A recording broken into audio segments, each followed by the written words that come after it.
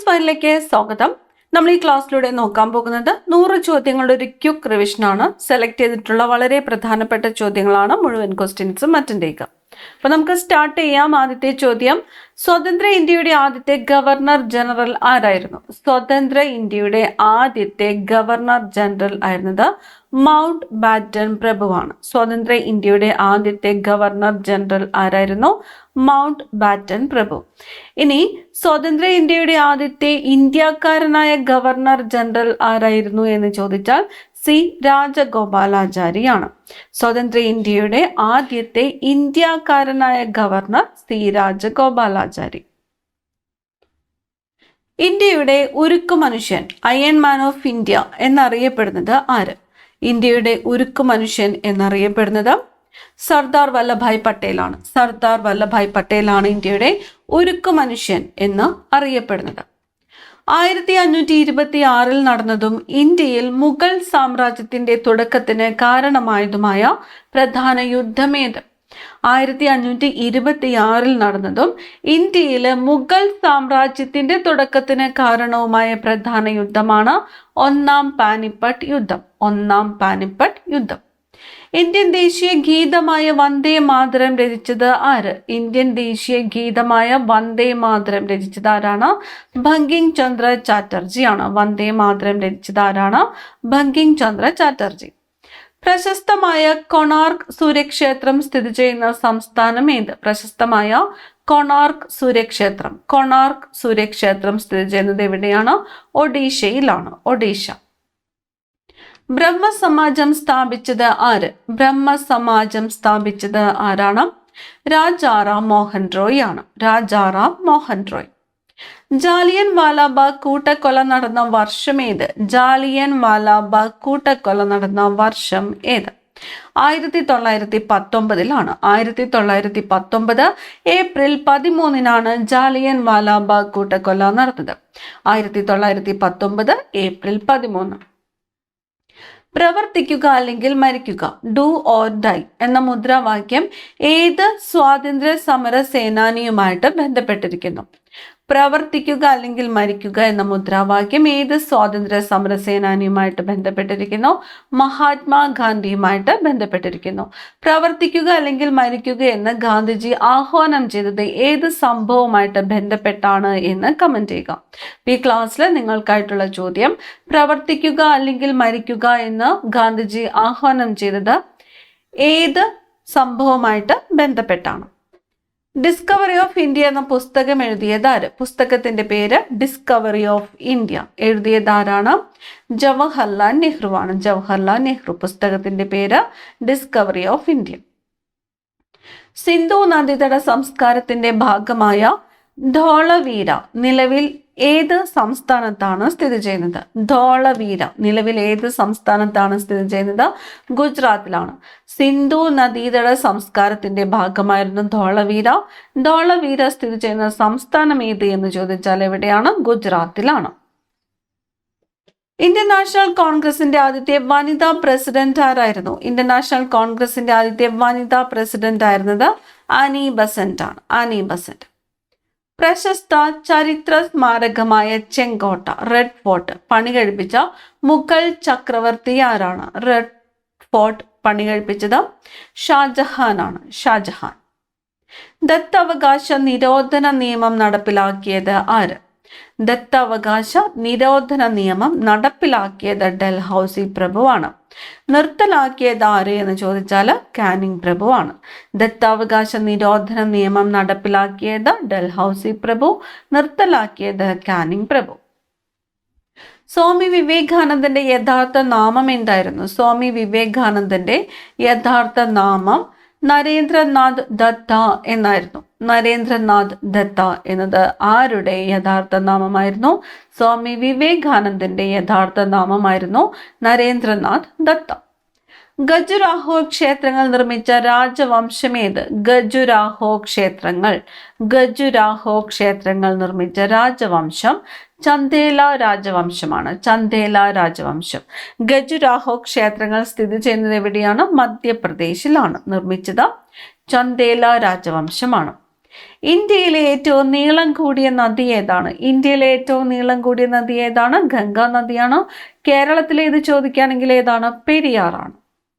വിസ്തീർണം അനുസരിച്ച് ഇന്ത്യയിലെ ഏറ്റവും ചെറിയ സംസ്ഥാനം ഏത്? ഇന്ത്യയിലെ ഏറ്റവും ചെറിയ സംസ്ഥാനം ഗോവ. ലോകത്തിലെ സമുദ്രങ്ങളിൽ ഏറ്റവും ആഴം കൂടിയ ഭാഗം ഏത്? ലോകത്തിലെ സമുദ്രങ്ങളിൽ ഏറ്റവും ആഴം കൂടിയ ഭാഗം മരിയാന ട്രഞ്ച് ആണ്. മരിയാന ട്രഞ്ച് സ്ഥിതി ചെയ്യുന്നത് പസഫിക് സമുദ്രത്തിലാണ്. പസഫിക് സമുദ്രം. ഇന്ത്യയുടെ സിലിക്കൺ വാലി എന്നറിയപ്പെടുന്ന നഗരം ഏത്? ബംഗളൂരു ആണ്. നിയന്ത്രണ രേഖ ലൈൻ ഓഫ് കൺട്രോൾ LOC ഇന്ത്യയും ഏത് രാജ്യവും തമ്മിലുള്ള അതിർത്തിയാണ്? നിയന്ത്രണ രേഖ ഇന്ത്യയും പാകിസ്ഥാനും തമ്മിലുള്ളതാണ്. India and Pakistan. ലോകത്തിലെ ഏറ്റവും വലിയ മരുഭൂമി ഏതാണ്? ലോകത്തിലെ ഏറ്റവും വലിയ മരുഭൂമിയാണ് സഹാറ മരുഭൂമി. ലോകത്തിലെ ഏറ്റവും വലിയ മരുഭൂമി ഏതാണ്? സഹാറ മരുഭൂമി. ഇന്ത്യയിൽ ഏറ്റവും കൂടുതൽ അരി ഉൽപ്പാദിപ്പിക്കുന്ന സംസ്ഥാനം ഏത്? ഇന്ത്യയിലെ ഏറ്റവും കൂടുതൽ അരി ഉൽപ്പാദിപ്പിക്കുന്നത് ഏത് സംസ്ഥാനമാണ്? പശ്ചിമ ബംഗാളാണ്. പശ്ചിമ ബംഗാളാണ് ഇന്ത്യയിൽ ഏറ്റവും കൂടുതൽ അരി ഉൽപ്പാദിപ്പിക്കുന്ന സംസ്ഥാനം. ഹിരാക്കുഡ് അണക്കെട്ട് ഏത് നദിക്ക് കുറുകെയാണ് നിർമ്മിച്ചിരിക്കുന്നത്? ഹിരാക്കുഡ് അണക്കെട്ട് നിർമ്മിച്ചിരിക്കുന്നത് മഹാനദിക്കും കുറുകെയാണ് ഹിരാക്കുഡ് അണക്കെട്ട് സ്ഥിതി ചെയ്യുന്നത്. ഏത് സംസ്ഥാനത്താണ് ഇത് സ്ഥിതി ചെയ്യുന്നത്? ഒഡീഷയിലാണ്. ഒഡീഷയില് മഹാനദിക്ക് കുറുകെയാണ് ഹിരാക്കുഡ് അണക്കെട്ട് സ്ഥിതി ചെയ്യുന്നത്. സഹ്യാദ്രി എന്ന പേരിൽ അറിയപ്പെടുന്ന പർവ്വതനിര ഏത്? സഹ്യാദ്രി എന്നറിയപ്പെടുന്നത് പശ്ചിമഘട്ട പർവ്വതനിരകളാണ്. പശ്ചിമഘട്ടം. സജീവമായ അഗ്നിപർവ്വതങ്ങൾ ഇല്ലാത്ത ഭൂഖണ്ഡം ഏതാണ്? സജീവമായ അഗ്നിപർവ്വതങ്ങളില്ലാത്ത ഭൂഖണ്ഡമാണ് ഓസ്ട്രേലിയ. സുന്ദർബൻസ് ഡെൽറ്റ ഏത് സംസ്ഥാനത്താണ് സ്ഥിതി ചെയ്യുന്നത്? സുന്ദർബൻസ് ഡെൽറ്റ സ്ഥിതി ചെയ്യുന്നത് പശ്ചിമ ബംഗാളിലാണ്. പശ്ചിമ ബംഗാൾ. വിസ്തീർണം അനുസരിച്ച് ലോകത്തിലെ ഏറ്റവും ചെറിയ രാജ്യം ഏത്? ലോകത്തിലെ ഏറ്റവും ചെറിയ രാജ്യം വത്തിക്കാൻ സിറ്റിയാണ്. ഇന്ത്യയിലെ സമയവുമായി ബന്ധപ്പെട്ട IST എന്നതിൻ്റെ പൂർണ്ണ രൂപം എന്താണ്? IST Indian standard time. IST എന്നതിൻ്റെ പൂർണ്ണ രൂപമാണ് ഇന്ത്യൻ സ്റ്റാൻഡേർഡ് ടൈം. ഇന്ത്യൻ ഭരണഘടനയിൽ എത്ര ഷെഡ്യൂളുകളുണ്ട്? നിലവിൽ ഇന്ത്യൻ ഭരണഘടനയിൽ ഷെഡ്യൂളുകളുടെ എണ്ണം എത്രയാണ്? 12 ഷെഡ്യൂളുകളാണ് ഉള്ളത്. ഇന്ത്യൻ ഭരണഘടനയിൽ എത്ര ഷെഡ്യൂളുകളാണുള്ളത്? 12 ഷെഡ്യൂളുകളാണുള്ളത്. ഇന്ത്യൻ ഭരണഘടനയുടെ പിതാവ് എന്നറിയപ്പെടുന്നത് ആരാണ്? ഭരണഘടനയുടെ പിതാവ് എന്നറിയപ്പെടുന്നത് ഡോക്ടർ BR അംബേദ്കർ ആണ്. ഇന്ത്യൻ ഭരണഘടനയുടെ പിതാവ് എന്നറിയപ്പെടുന്നത് ആരാണ്? Doctor BR Ambedkar. ഇന്ത്യൻ രാഷ്ട്രപതിയാകുവാനുള്ള കുറഞ്ഞ പ്രായപരിധി എത്രയാണ്? ഇന്ത്യൻ രാഷ്ട്രപതിയാകുവാനുള്ള കുറഞ്ഞ പ്രായപരിധി 35 വയസ്സാണ്. 35 വയസ്സ്. സ്വതന്ത്ര ഇന്ത്യയിൽ ആദ്യത്തെ പൊതു തെരഞ്ഞെടുപ്പ് നടന്ന വർഷം ഏത്? സ്വതന്ത്ര ഇന്ത്യയിൽ ആദ്യത്തെ പൊതു തെരഞ്ഞെടുപ്പ് നടന്നത് 1951-52 കാലഘട്ടത്തിലാണ്. സ്വതന്ത്ര ഇന്ത്യയിൽ ആദ്യത്തെ പൊതു തെരഞ്ഞെടുപ്പ് നടന്ന വർഷം ഏതാണ്? 1951-52 കാലഘട്ടത്തിലാണ് ആദ്യത്തെ പൊതു തെരഞ്ഞെടുപ്പ് നടന്നത്. ഇന്ത്യൻ ഉപരാഷ്ട്രപതി പാർലമെന്റിന്റെ ഏത് സഭയുടെ അധ്യക്ഷനാണ്? ഇന്ത്യൻ ഉപരാഷ്ട്രപതി പാർലമെന്റിന്റെ ഏത് സഭയുടെ അധ്യക്ഷനാണ്? രാജ്യസഭയുടെ അധ്യക്ഷനാണ്. രാജ്യസഭ. അയിത്തം നിർത്തലാക്കുന്നതുമായി ബന്ധപ്പെട്ട മൗലിക അവകാശം ഏത്? അയിത്തം നിർത്തലാക്കുന്നതുമായിട്ട് ബന്ധപ്പെട്ട മൗലിക അവകാശം സമത്വത്തിനുള്ള അവകാശത്തിലാണ്. ഏത് ആർട്ടിക്കിളാണ്? ആർട്ടിക്കിൾ 17 ആണ്. അയിത്തം നിർത്തലാക്കുന്നതുമായി ബന്ധപ്പെട്ട മൗലിക അവകാശം ഏതിലാണ് വരുന്നത്? സമത്വത്തിനുള്ള അവകാശമാണ്. രാജ്യസഭയിലേക്ക് രാഷ്ട്രപതിക്ക് എത്ര അംഗങ്ങളെ നാമനിർദ്ദേശം ചെയ്യുവാൻ കഴിയും? രാജ്യസഭയിലേക്ക് രാഷ്ട്രപതിക്ക് എത്ര അംഗങ്ങളെ നാമനിർദ്ദേശം ചെയ്യുവാൻ കഴിയും? 12 അംഗങ്ങളെയാണ് നാമനിർദ്ദേശം ചെയ്യുവാൻ കഴിയുന്നത്. 12 അംഗങ്ങൾ. ലോകസഭാംഗത്തിന്റെ കാലാവധി എത്രയാണ്? ലോകസഭാ അംഗത്തിന്റെ കാലാവധി 5 വർഷമാണ്. ലോകസഭാംഗത്തിന്റെ കാലാവധി എത്രയാണ്? 5 വർഷം. ഇന്ത്യൻ ഭരണഘടനയുടെ ഏത് ഭാഗത്താണ് മൗലിക കടമകൾ ഉൾപ്പെടുത്തിയിട്ടുള്ളത്? മൗലിക കടമകൾ ഉൾപ്പെടുത്തിയിരിക്കുന്നത് ഏത് ഭാഗത്താണ്? ഭാഗം 4A-യിലാണ്. ഭാഗം 4A-യിലാണ് മൗലിക കടമകൾ ഉൾപ്പെടുത്തിയിരിക്കുന്നത്. മൗലിക അവകാശങ്ങൾ നടപ്പിലാക്കുന്നതിനായി റിട്ടുകൾ പുറപ്പെടുവിക്കുന്നതിനുള്ള അധികാരം സുപ്രീം കോടതിയെ കൂടാതെ ഏത് കോടതിക്കാണ് ഉള്ളത്? മൗലിക അവകാശങ്ങൾ നടപ്പിലാക്കുന്നതിനായി റിട്ടുകൾ പുറപ്പെടുവിക്കാനുള്ള അധികാരം സുപ്രീം കോടതിയെ കൂടാതെ ഏത് കോടതിക്കാണ് ഉള്ളത്? ഹൈക്കോടതികൾക്കാണ് ഉള്ളത്. ഹൈക്കോടതികൾക്കും സുപ്രീം കോടതിക്കുമാണ് റിട്ടുകൾ പുറപ്പെടുവിക്കുവാനുള്ള അധികാരം ഉള്ളത്. ഒരു സംസ്ഥാനത്തെ ഗവർണർക്ക് സത്യവാചകം ചൊല്ലിക്കൊടുക്കുന്നത് ആര്?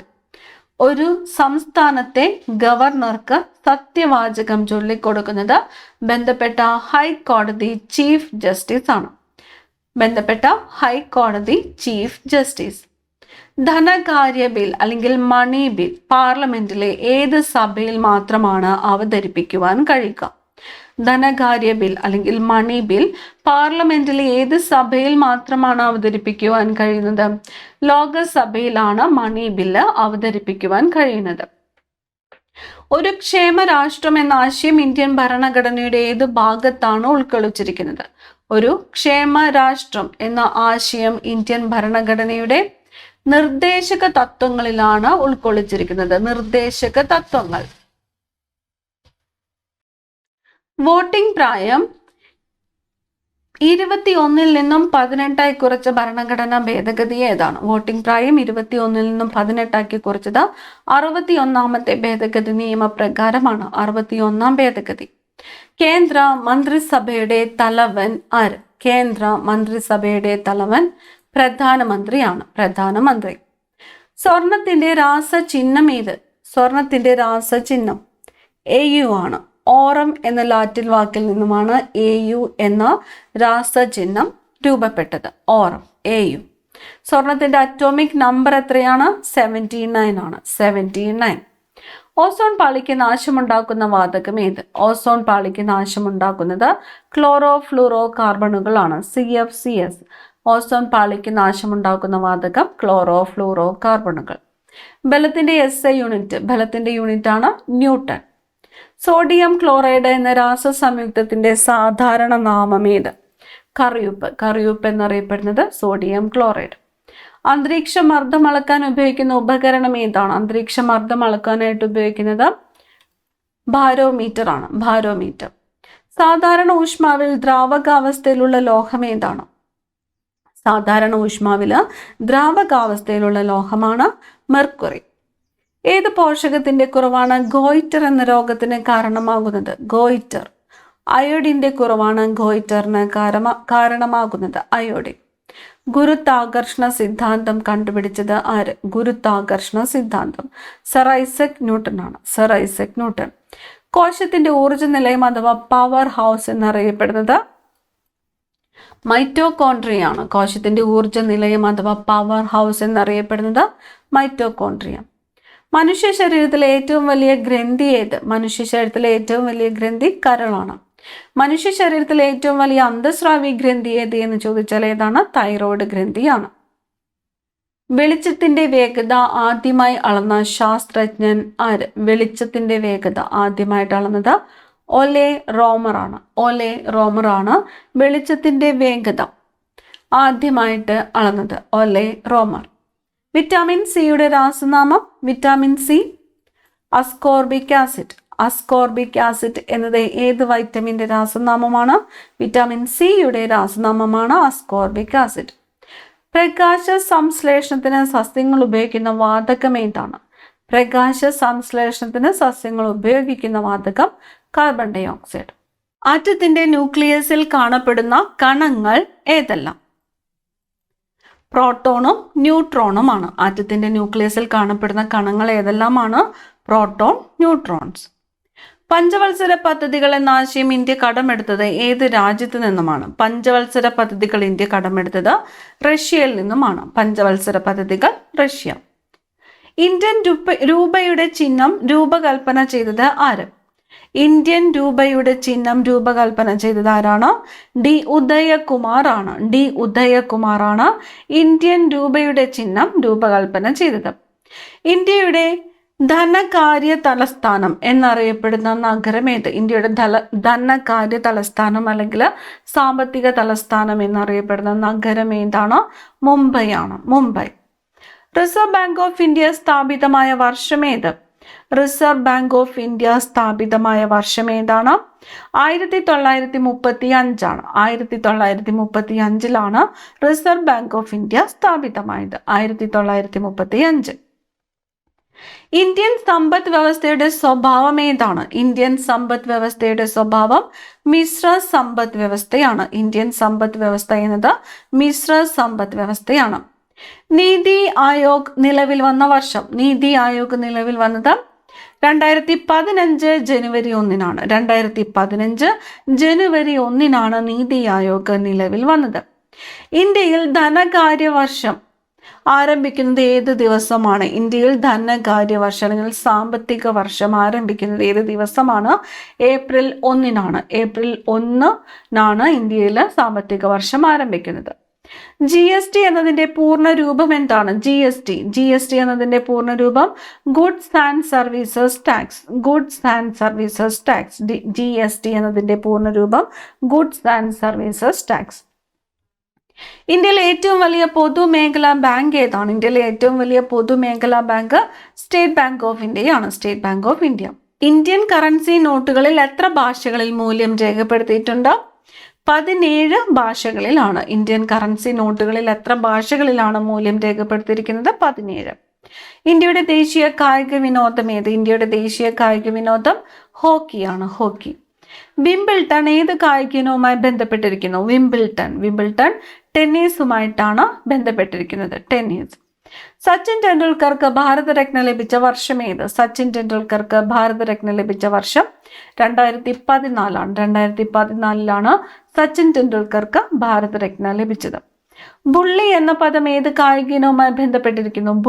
ബുള്ളി എന്നത് ഹോക്കിയുമായിട്ട് ബന്ധപ്പെട്ടിരിക്കുന്നു. ബുള്ളി എന്ന ഇനം ഏത് കായിക ഇനവുമായി ബന്ധപ്പെട്ടിരിക്കുന്നു? ബുള്ളി ഹോക്കിയുമായിട്ട് ബന്ധപ്പെട്ടിരിക്കുന്നു.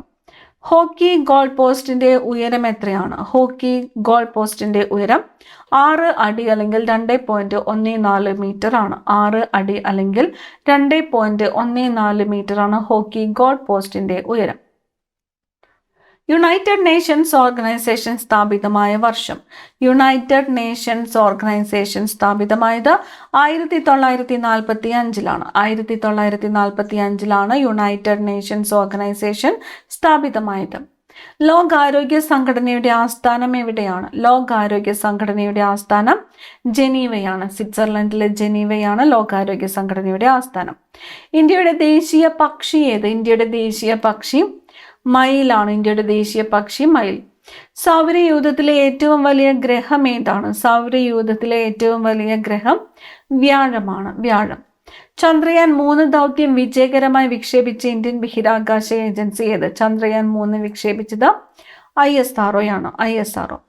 ലോക പരിസ്ഥിതി ദിനം എന്നാണ്? ലോക പരിസ്ഥിതി ദിനമായിട്ട് ആചരിക്കുന്നത് ജൂൺ 5. കേരള ഹൈക്കോടതിയുടെ ആസ്ഥാനം എവിടെയാണ്? കേരള ഹൈക്കോടതിയുടെ ആസ്ഥാനം കൊച്ചി. നോബൽ സമ്മാനം നേടിയ ആദ്യത്തെ ഇന്ത്യക്കാരൻ ആര്? നോബൽ സമ്മാനം നേടിയ ആദ്യത്തെ ഇന്ത്യക്കാരൻ രവീന്ദ്രനാഥ് ടാഗോർ ആണ്. രവീന്ദ്രനാഥ് ടാഗോർ. ഇന്ത്യയുടെ ദേശീയ മൃഗം ഏത്? ഇന്ത്യയുടെ ദേശീയ മൃഗം കടുവ. സൂര്യപ്രകാശത്തെ ഭൂമിയിലെത്താൻ എടുക്കുന്ന സമയം എത്രയാണ്? സൂര്യപ്രകാശം ഭൂമിയിലെത്താൻ എടുക്കുന്നത് ഏകദേശം 8 മിനിറ്റ് 20 സെക്കൻഡ് അല്ലെങ്കിൽ മൊത്തത്തിൽ പറയുവാണെങ്കിൽ 500 സെക്കൻഡ് ആണ്.